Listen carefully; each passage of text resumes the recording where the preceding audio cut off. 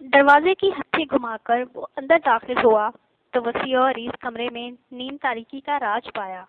کمرے کے وسط میں گول بیڈ پر وہ اوندھے منہ لیٹا یقیناً ابھی تک سو رہا تھا۔ موبائل کی ٹارچ جلا کر اس نے دیوار پر سوئچ بورڈ تلاشا، پھر ہاتھ مار کر کمرے کی بتیاں جلا دیں۔ چارسو روشنی پھیل گئی۔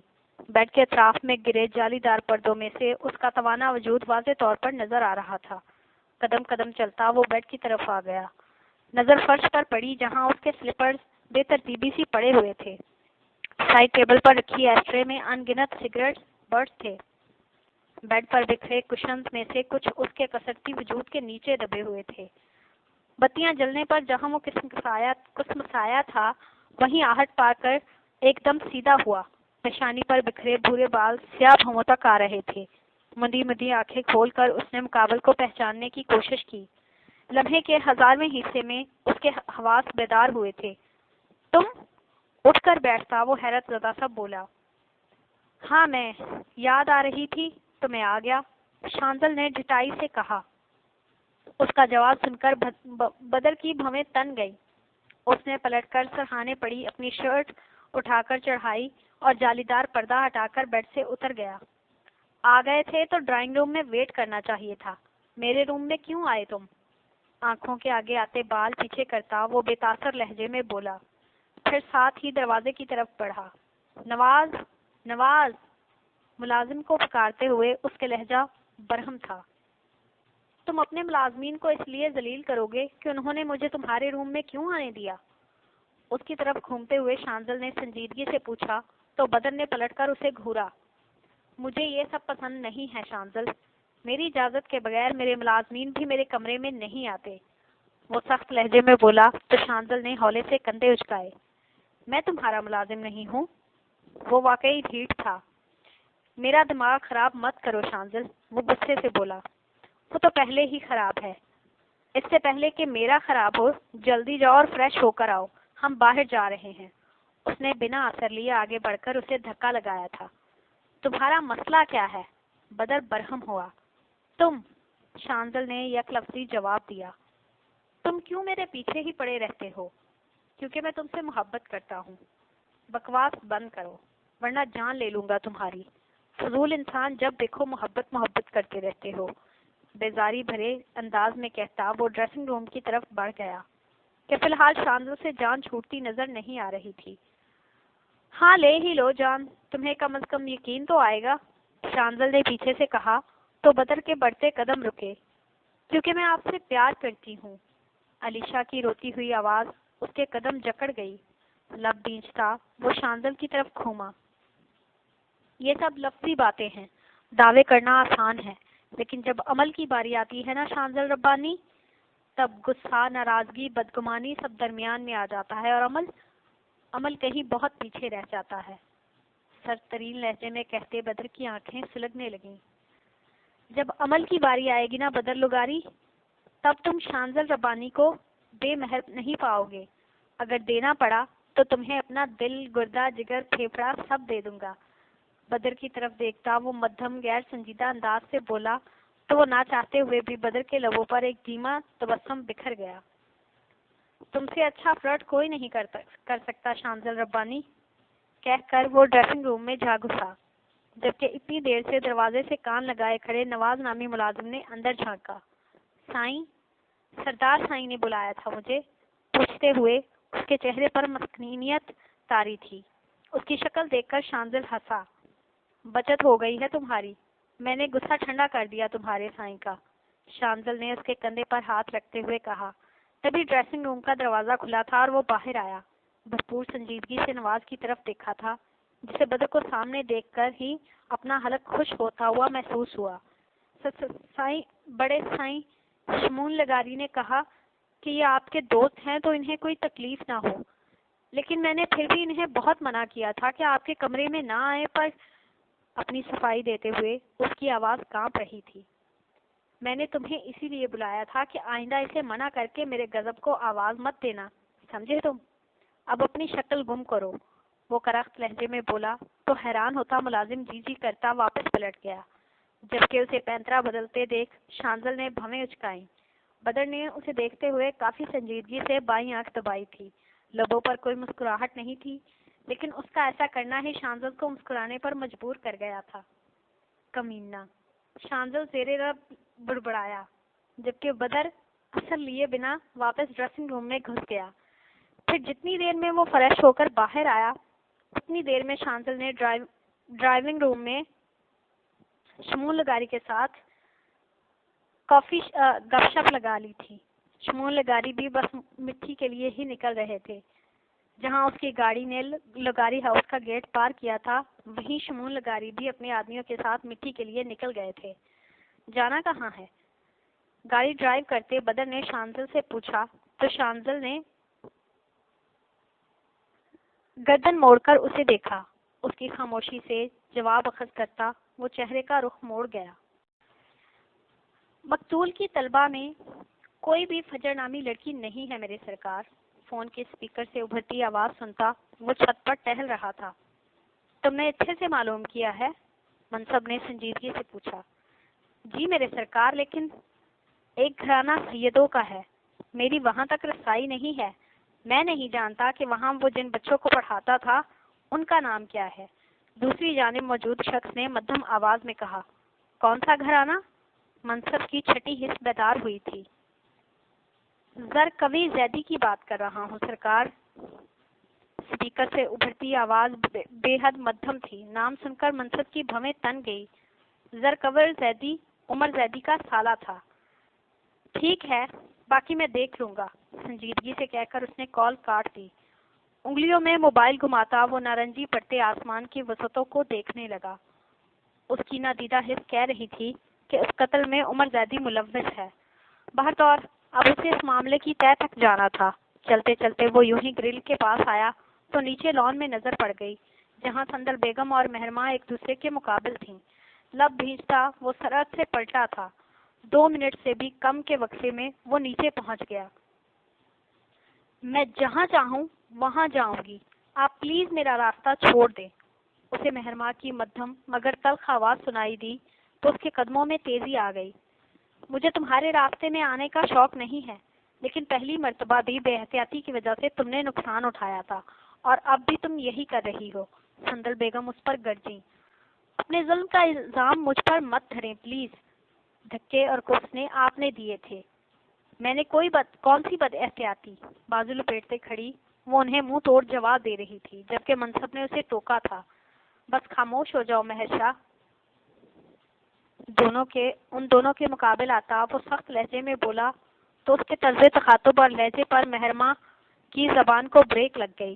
رنگ برنگے موٹے دھاگوں سے ہوئی کڑھائی والی سفید چادر سر پر لیے وہ بیزار سی کھڑی تھی. منصب کے مخاطب کرنے پر اس کی طرف دیکھنے پر مجبور ہوئی تھی. مجھے خاموش کروانے سے پہلے ان سے پوچھو کہ ان کے ساتھ مسئلہ کیا ہے. اس کی طرف مڑتی وہ تنک کر بولی. سفید رنگت میں غصے کے باعث سرخیاں گھل رہی تھی. خاموشی کا مطلب خاموش ہو جانا ہوتا ہے. منصب نے اسے واضح طور پر سرزنش کی تو مہرماں نے لب بھینچتے ہوئے اسے گھورا. سندل بیگم کے دل کو قرار سا آیا تھا. یہ میری سن نہیں رہی، بس اپنی ہی کہے جا رہی ہے. میں تو اس کی بھلائی کے لیے ہی منع کر رہی ہوں. منصب کی طرف مڑتی سندل بیگم اپنے مخصوص اکھڑ انداز میں بولی تو منصب نے ان کی طرف دیکھا. کیا ایشو کیا ہے بتائیں گی؟ منصب نے نرمی سے پوچھا. اثر ڈھل رہی ہے اور مغرب آنے والی ہے. اس وقت یہ قبرستان جا رہی ہے. اس وقت ایسی حالت میں قبرستان جانا مناسب نہیں ہے منصب شاہ. میں اسے یہی سمجھا رہی ہوں، سندل بیگم نے آہستگی سے کہا تو مہرماں نے ناک چڑھائی. میں اپنے ابو جی کی قبر پر جا رہی ہوں، وہاں میرے سب اپنے دفن ہیں، کچھ نہیں ہوگا مجھے. وہ منصب کا بازو تھام کر بولی تو اس کی جرت پر سندل بیگم نے اسے گھورا. میں نے جو کہنا تھا کہہ دیا، اس کے بعد تم جانو اور تمہاری بیوی جانے. نخوت سے کہتی وہ پلٹ گئی. مما ٹھیک کہہ رہی ہیں، تمہیں اس ٹائم وہاں نہیں جانا چاہیے. منصب نے اسے سمجھانے کو کہا. اس کے الفاظ سندل کے کانوں میں پڑے تو وہ جاتے جالتے پلٹی. اس وقت کیا؟ اسے اس دورانیے میں قبرستان جانا ہی نہیں چاہیے. انہوں نے مزید بولنا اپنا فرض سمجھا تو مہرماں نے پھر سے بولنے کے لیے اپنا منہ کھولا، لیکن منصب سے اس کی کلائی تھامتا اس کی طرف پشت کر گیا. آپ ٹھیک کہہ رہی ہیں، بے فکر رہیے، یہ نہیں جائے گی. سندل بیگم کی طرف رخ کیے وہ نرمی سے بولا تو اس کی فرما برداری پر سندل بیگم کے لبوں پر بھولی بسری مسکراہٹ آ ٹھہری۔ سر اس بات میں ہلاتی وہ اس بار اندر چلی گئی تھی تو وہ مہرماں کی طرف گھوما جو غصہ ضبط کیے کھڑی نم ہوتی آنکھوں کی پلکیں جھپک رہی تھی۔ تم میرے ابو جی کی پاس جانے سے نہیں روک سکتے منصب شاہ۔ اسے پیچھے دھکا دیتی وہ گرائی تھی۔ بات کو سمجھنے کی کوشش کرو ماہی۔ منصب نے اسے نرمی سے تھامنے کی کوشش کی۔ سمجھنے کے قابل ہوتی تو سمجھتی نا، اور اب کیوں کہہ رہے ہو ماہی؟ اب بھی کہو مہرماں شاہ۔ وہ پھر سے بگڑی تھی۔ اسے منصب شاہ کا طرز تخاطب ناگوار گزرا تھا۔ اس کے غصے کی وجہ جان کر وہ بے ساختہ مسکرایا۔ میری جان، میری زندگی، اتنی سی بات پر اتنا غصہ؟ اسے بازوؤں سے تھامتا وہ شریر لہجے میں بولا تو مہرماں نے پھر سے اس کے ہاتھ جھٹک دیے۔ وہ بارہا اسے رد کرتی تھی۔ وہ رد کرتی تھی کیونکہ وہ اسے رد ہونا پسند کرتا تھا۔ وہ اب بھی ایسا ہی کر رہی تھی اور وہ اب بھی اس کے ناز و انداز پسند کر رہا تھا۔ ہنس کے مت دکھاؤ مجھے، زہر لگ رہے ہو تم۔ وہ رو دینے کو تھی۔ منصب کو سنجیدہ ہونا پڑا۔ یار ایسے مت کرو، اب یہاں کیسے سمجھاؤں تمہیں؟ آؤ روم میں چلو۔ اطراف میں دیکھ کر کہتا وہ آخر میں پھر سے غیر سنجیدہ ہوا تو مہرماں نے بچوں کے سے انداز میں زمین پر پاؤں مارا۔ مجھے تنگ نہیں کرو، مجھے ابی جی کے پاس جانا ہے منصب۔ اس کا بازو تھامتی وہ بھرائی ہوئی آواز میں بولی تو منصب نے اس کا ہاتھ تھام لیا۔ یار ماہی پلیز، ماما ٹھیک کہہ رہی ہیں، چند ماہ کی تو بات ہے۔ منصب نے اسے پھر سے سمجھانے کی کوشش کی۔ چند ماہ کی نہیں، پورے 9 ماہ کی بات ہے، کہتے ہوئے اس کی آنکھوں سے آنسو چھلکا تھا۔ اس کا لہجہ بتا رہا تھا کہ وہ ولید شاہ کے لیے کس قدر جذباتی ہے۔ تو پھر اب کیا کروں، تم ہی بتاؤ۔ ایک نظر اطراف کا جائزہ لے کر اس نے بلاخر ہاتھ بڑھایا اور ہاتھ کے انگوٹھے سے اس کا بھیگا گال صاف کیا۔ اس کے نرم لمس پر اس نے لمحہ بھر کو آنکھیں بند کر لیں۔ مجھے ان سے ملنے جانا ہے، وہ میرا انتظار کر رہے ہوں گے، دھیمی آواز میں کہتے ہوئے اس نے پلکیں جھپکی، اوپر اٹھا کر اس کی طرف دیکھا۔ میں نے ان کی قبر پر پھول لگائے ہیں، مجھے ان پھولوں کو پانی دینا ہے۔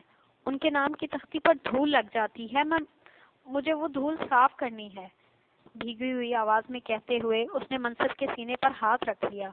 وہ چھوٹی سی لڑکی اپنے جذبات، اپنے الفاظ سے منصب شاہ کا دل چیر گئی تھی۔ ارد گرد کی پرواہ کیے بغیر اس نے بے اختیار اس کا ہاتھ تھام کر اپنے لبوں سے لگا لیا۔ میں جاؤں گا وہاں، میں دوں گا ان پھولوں کو پانی جنہیں تمہارے ہاتھوں نے لگایا ہے، محبت سے کہتے ہوئے اس نے پھر سے اس کی ہتھیلی چوم لی۔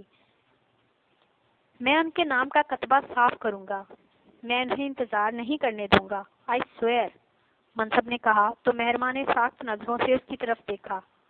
کب تک، کتنے دن کر لو گے تم؟ میں تو روز جاتی ہوں، پوچھتے ہوئے اس کے لہجے میں بے چینی در آئی۔ پورے 9 ماہ، ہر دن، ہر عصر کے بعد جاؤں گا ماہی، منصب نے پورے وثوق سے کہا تو اسے تکتی مہرماں کی بھیگی آنکھ سے ایک آنسو چھلکا تھا۔ تم بہت برے ہو منصب شاہ، بہت بہت برے، بھرائی ہوئی آواز میں کہتی وہ بے ساختگی میں اس کے سینے سے لگی تھی۔ اس کی معصومیت پر منصب کے لب اداسی سے مسکرائے۔ برا نہیں، بدترین ہوں، لیکن تم سے محبت کرتا ہوں، منصب نے بہت آہستگی سے کہا تو مہرماں نے اس کے سینے سے سر اٹھا کر اس کا وجیح چہرہ دیکھا۔ لیکن مجھے تم سے نفرت ہے، سمجھے تم؟ اسے باور کرواتے ہوئے اس کی روئی روئی آنکھوں میں مسکراہٹ چمک رہی تھی۔ منصب نے دھیرے سے اس بات میں سر ہلایا۔ سمجھ گیا، چلو اب اندر چلو، شاباش، میں تو جا رہی ہوں، تم میرے ابی جی کے پاس جاؤ، گال صاف کر کے کہتے ہوئے اس نے باقاعدہ ہاتھوں سے اس کے لان کی طرف دھکا دیا تو وہ ہنس دیا۔ ہاں ہاں جا رہا ہوں، لیکن پہلے تم اندر جاؤ، منصب نے کہا تو وہ منہ بسوڑتی اندر کی طرف پلٹ گئی۔ وہ گئی تو منصب نے بالوں میں ہاتھ چلاتے ہوئے چھوٹی حویلی کے گیٹ کی طرف جاتی روش کی طرف قدم بڑھا دیے۔ وہ کچھ قدم آگے بڑھا تو مہرماں نے پیچھے سے گردن باہر نکال کر دیوار کی اور سے اسے دیکھا۔ اس کی آنکھوں میں اس لمبے چوڑے مہربان شخص کے لیے محبت کی قندیلیں دہک رہی تھیں۔ وہ چھوٹی حویلی کا گیٹ پار کر گیا تو مہرماں پرسکون سی ہوتی پلٹ گئی۔ روتے روتے وہ تھک کر سو چکی تھی۔ وہ پچھلے 40 منٹ سے اسے خود سے لگائے لیٹنے کے سے انداز میں بیٹھا ہوا تھا۔ بازو اب اکڑنے لگا تھا۔ عالم نے ایک نظر اس کی بند پلکوں پر ڈالی، پھر احتیاط سے اس کا سر قریب ہی تکیے پر ڈال کر اسے کمفرٹر اڑا دیا۔ نظریں اس نیم تاریکی میں اس کا ملیح چہرہ تک ہی رہی تھی۔ اسے دیکھتے دیکھتے وہ اذیت زدہ سا مسکرایا، پھر جھک کر اس کی سبھی پیشانی چوم لی۔ نہیں ہو سکتا میں سنگ دل، نہیں دیکھ سکتا تمہیں تکلیف میں مرحا شاہ۔ اس کے بال سہلاتے ہوئے وہ شکست خوردہ لہجے میں بولا، میری پہلی محبت، پہلا خواب، پہلی حسرت، آخری تمنا تم ہو۔ سرگوشیانہ کہتے ہوئے وہ اس کی بند پلکوں کو تک رہا تھا۔ تم نے سوچا بھی کیسے کہ میں تمہیں چھوڑ دوں گا؟ پوچھتے ہوئے وہ مدھم سا مسکرایا، جیسے اپنی بے بسی کا اظہار کیا تھا۔ تم تو وہ ہو جسے پا کر طلب بڑھ جاتی ہے، تم پاس ہو تو تب چین نہیں آتا، اگر تم سے دور کر دوں تو کیسے قرار آئے گا بتاؤ مجھے؟ اسے سویا ہوا پا کر وہ اظہار الفت کر رہا تھا، جب کو وہ جس کی نیند اپنی پیشانی پر اس کی سانسوں کی تپش محسوس کر کے ہی ٹوٹ گئی تھی، اس کے الفاظ سنتے سرخ پڑنے لگی۔ میں ہار گیا ہوں مرحا، تم سے، تمہاری محبت سے، تمہاری قربت سے۔ وہ نرمی سے بولتا چلا گیا۔ مرحا کی پلکیں لرزنے لگیں تو اس نے پٹ سے آنکھیں کھول دیں۔ سادگی سے آنکھیں پٹاتے ہوئے اس نے عالم کو دیکھا تو اس کے دل نے بے اختیار ایک بیٹ مس کی۔ تو تم جاگ رہی تھی؟ عالم نے سنجیدگی سے پوچھا۔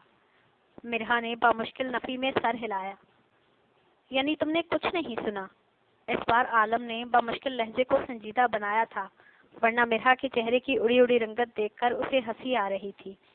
وہ یقیناً بے اختیاری میں آنکھیں کھول گئی تھی اور اب شرمندہ ہو رہی تھی۔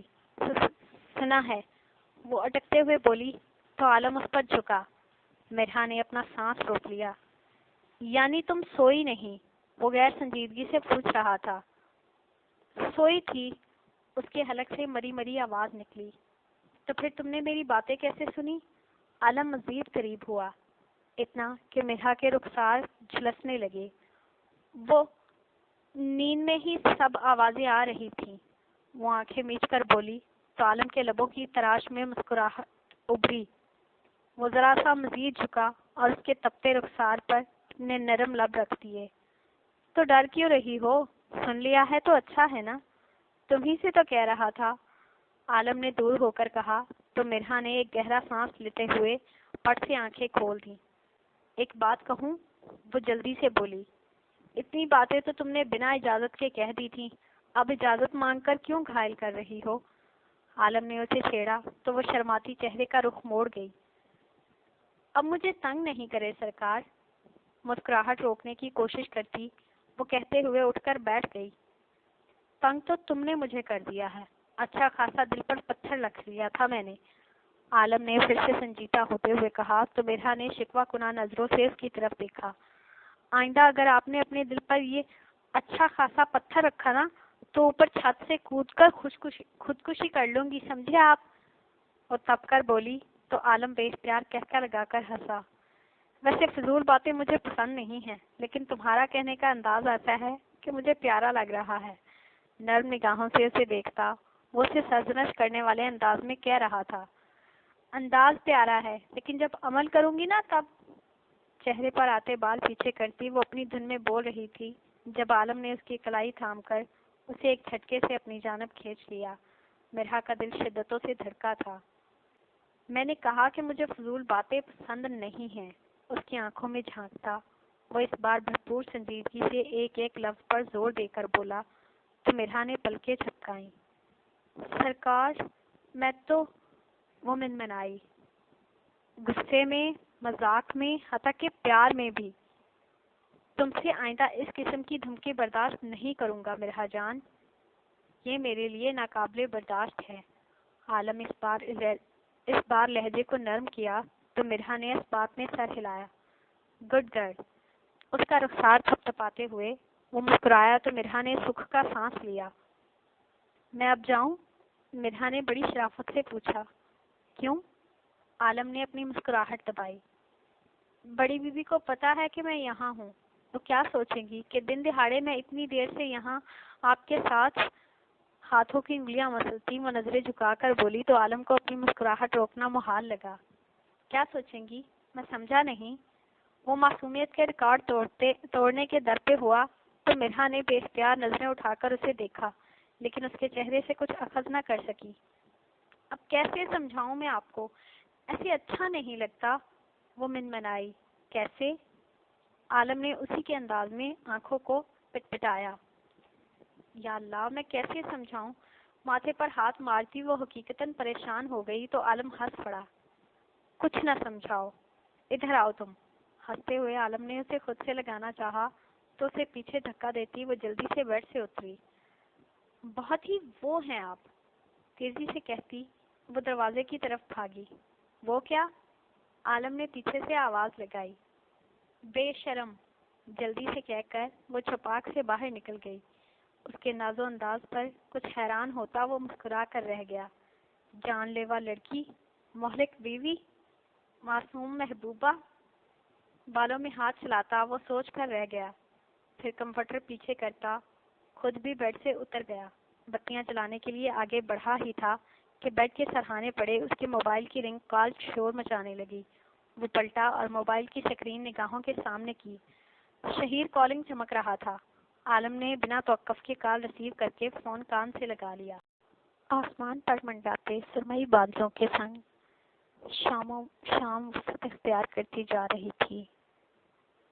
دو دریا فوڈ اسٹریٹ میں داخل ہوتے ہوئے شام کی ہواؤں نے اس کے نازک وجود کو چھوا تو آنکھوں کی اداسی کچھ اور بڑھ گئی۔ بے اختیار اسے اپنا اور سارنگ کا رپورٹ گرینڈ آنا یاد آیا تھا۔ بدر لغاری سے ٹکراؤ اور وہ ناپسندیدگی، ایک بار پھر بدر لغاری۔ اس شخص کی یاد آتے ہی اس نے گہرا سانس لیا تھا، پھر شہیر کی طرف گردن موڑ لی جو ویٹر سے بات کر رہا تھا۔ اپنا موبائل دو مجھے، عالم سے بات کرنی ہے۔ اس کے قریب جا کر ہاتھ پھراتی وہ آہستگی سے بولی تو شہیر نے ہاتھ میں پکڑا موبائل اس کی ہتھیلی پر رکھ دیا۔ عالم کا نمبر ڈائل کر کے وہ باؤنڈری لائن کی طرف آ گئی۔ دور تک پھیلا وسیع سمندر خاموش سا تھا۔ نیلگوں پانی میں بل کھاتی بے بس لہریں اس کی لاچار سوچوں کی مانند باؤنڈری لائن کی سطح سے سر ٹکرا رہی تھی۔ پہلی ہی بیل پر دوسری جانب سے کال ریسیو ہو گئی تھی۔ کیسے ہو عالم؟ اس کی تھکی تھکی سی آواز عالم کے کانوں میں اتری تو وہ بیڈ پر بیٹھ گیا۔ میں ٹھیک ہوں، تم کیسی ہو؟ اب زندہ ہوں۔ نگاہ دور آسمان پر دوڑائی جہاں سیاہ چیلیں ایک دوسرے کے پیچھے لمبی اڑان بھرنے کی کوششوں میں سرگرداں تھیں۔ علیشے، ٹھیک ہونا تم؟ وہ بے چین ہوا تھا۔ تمہیں پرواہ ہے؟ وہ تڑپ گئی۔ یہ کیسا سوال ہے؟ اس کی بے رخی پر عالم کو شدید ترین حیرت کا دھچکا لگا تھا۔ میں نے اس بحث کے لیے کال نہیں کی عالم، علیشا نے بے تاثر لہجے میں کہا۔ مجھ سے اس لہجے میں بات مت کرو علیشا، میں عادی نہیں ہوں۔ خود کو کمپوز کرتے عالم کی سنجیدہ سی آواز فون کے اسپیکر سے ابھری تو علیشا نے پل بھر کو لب بھینچ لیے۔ جب مجھے ردابا لغاری نے چوٹ دی تھی تو تم کیسے ہاسپٹل پہنچے عالم؟ تمہیں کیسے پتا چلا؟ اس کی بات نظر انداز کرتی وہ سوال کر رہی تھی۔ تو تم نے اس لیے کال کی ہے؟ عالم نے بے تاثر لہجے میں پوچھا۔ میں اس وقت دو دریا میں ہوں عالم، اگر تم نے میرے سوالات کا جواب نہ دیا تو میں یہاں سے سمندر میں کود جاؤں گی، وہ سرد ترین آواز میں بولی تھی۔ دوسری جانب وہ اس کی دھمکی پر بیٹھے سے اٹھ کھڑا ہوا۔ علیشے میری جان، کیوں کر رہی ہو ایسی باتیں؟ وہ تڑپ ہی تو گیا تھا۔ میں کسی کی جان نہیں ہوں، سمجھے تم؟ کہتے ہوئے وہ چاہ کر بھی اپنے لہجے کی تلخی پر قابو نہیں رکھ پائی تھی۔ پوری آنکھوں میں نمی چمکنے لگی تھی۔ اس کی بات سنتا وہ اذیت میں گھر گیا، جبکہ وہ اب مزید کہہ رہی تھی۔ مجھے جواب دو، تم ہاسپٹل کیسے آئے یا پھر فارم ہاؤس کیسے آئے تھے؟ اگر ہاں تو کیسے؟ کیا تم نے بدر کا پیچھا کیا تھا؟ مجھے جواب چاہیے عالم۔ اس کے پاس سوالات کی بھرمار تھی۔ میں نے اس کا پیچھا نہیں کیا۔ ماموں کے قتل کی خبر سن کر میں بدر سے ملنے اس کے آفس گیا تھا۔ میرے سامنے ہی اسے تمہاری کال آئی تھی اور تب میں نے اس سے ریکویسٹ کی کہ مجھے ساتھ لے چلے اور بائی چانس اس نے ایکسیپٹ بھی کر لی۔ چاروں نچار عالم کو اسے بتانا پڑا۔ اچھا پھر وہ مجھے ہاسپٹل لے گیا ہوگا تو پھر ڈاکٹرز نے کیا کہا؟ پوچھتے ہوئے اس کا لہجہ بھیگ رہا تھا۔ وہ کیا سننا چاہتی تھی؟ وہ کیا جاننا چاہتی تھی؟ عالم کو حیرت ہوئی تھی۔ تو کیا وہ اب تک انجان تھی؟ اور اگر وہ انجان تھی تو کیا وہ اسے بتا دیتا؟ بتا دیتا تاکہ وہ پھر سے بدر کے سامنے بے بس ہو جاتی۔ عالم شش و پنج میں مبتلا ہو چکا تھا۔ میں تم سے پوچھ رہی ہوں عالم، بتاؤ مجھے۔ فون سختی سے پکڑے کھڑی وہ مدھم آواز میں چیخی تھی۔ سمندری ہوا اس کے چہرے کو چھوتی اس کے اخروٹی بالوں سے چھیڑخانیاں کر رہی تھی۔ چہرے پر غصے کے باعث کچھ لالی سی بکھر آئی تھی۔ اس پر نظر پڑتے ہی دو سیاہ آنکھیں ساخت ہوئی تھیں۔ مضبوط قدم خود بخود اس کی طرف بڑھے تھے، جن کی پیش قدمی سے انجان وہ اپنی ہی دھن میں بول رہی تھی۔ Am I pregnant؟ پوچھتے ہوئے علیشا کو اپنی آواز لرزتی محسوس ہوئی۔ علیشے، ڈاکٹر نے کیا کہا تھا؟ عالم کو لگا وہ بول نہیں پائے گا۔ اگر اس انکشاف کے بعد کچھ گڑبڑ ہو جاتی تو پھر کیا کرے گا وہ پریشان ہو چکا تھا۔ مجھے جواب دو عالم، میری کوئی نہیں سنتا۔ اگر بختہ ہوتی تو میں اب تک ڈاکٹر کے پاس جا چکی ہوتی، لیکن اب کوئی نہیں ہے جو میری سنے۔ وہ رو دینے کو تھی۔ میں نے ماں کی شکل نہیں دیکھی، میں نہیں جانتی ماں بننا کیسا ہے۔ وہ ٹوٹ رہی تھی۔ شہیر اور ملازمائیں 3 وقت کے کھانے کے ساتھ 2 وقت کی میڈیسن میرے حلق میں ٹھونستی رہتی ہیں۔ سوچ سوچ کر مجھے گھبراہٹ ہوتی ہے۔ مجھے سچ جاننا ہے، ڈاکٹر نے کیا کہا تھا؟ وہ بلا کر رو پڑی۔ اپنے احساسات کے دھارے میں بہتی علیشا کو اپنے ارد گرد پھیلنے والی مخصوص کلون کی خوشبو کا احساس نہیں ہو سکا تھا۔ اسے چھوتی ہوا کی ہر لہر وہ مہک اس کی سانسوں تک پہنچا رہی تھی، لیکن اس پل وہ اپنے آپ میں ہوتی تو شاید محسوس کر ہی لیتی۔ پلیز رو مت۔ ہاں، ڈاکٹر نے یہی کہا تھا کہ تم پریگننٹ ہو۔ عالم کی مدھم آواز فون کے سپیکر سے ابھری تو علیشا کی آنکھ سے نکلتے آنسوؤں کی رفتار مدھم پڑ گئی۔ تو کیا جو انکشاف بدر نے اس پر کیا تھا وہ جھوٹ تھا، یا وہ خود بھی حقیقت سے انجان تھا؟ اسے لگا وہ رو بھی نہیں پائے گی۔ میرے شوہر بدر لغاری باپ بننے کی صلاحیت سے محروم ہے؟ اس کی اپنی ہی آواز کسی تمانچے کی مانند اس کے منہ پر پڑی تھی۔ بدر کے سامنے کہا تھا، پوچھتے ہوئے اپنی آواز اسے پرائی لگی تھی۔ ہاں، اسی سے تو بات کر رہا تھا ڈاکٹر، اور میں نے سن لی تھی۔ عالم نے وضاحت دینے کی کوشش کی تھی۔ میں اپنی بیوی کے الفاظ کی تصدیق کرتا ہوں۔ بدر کی بھاری سرد آواز اس کے آس پاس کہیں گونجی تھی۔ فون کان سے لگائے کھڑی علیشا نے بے اختیار آنکھیں میچ لیں۔ میں سردار بدر لغاری باپ بننے کی صلاحیت سے محروم ہوں۔ کس ضرف کے ساتھ اس بھرپور مرد نے وہ جھوٹا اعتراف کیا ہوگا، وہ سوچ کر ہی سسک اٹھی۔ علیشا مت رو پلیز۔ مجھے لگا شہیر یا ماموں نے تمہیں بتا دیا ہوگا۔ عالم کو اس پر شدت سے علیشا کی اذیت کا احساس ہوا تھا۔ وہ بول رہا تھا لیکن علیشا نہیں سن رہی تھی۔ آنکھیں بند کیے کھڑی وہ روتی چلی جا رہی تھی۔ کان سے لگا فون اس کے ہاتھ کی لرزش کے باعث ہل رہا تھا۔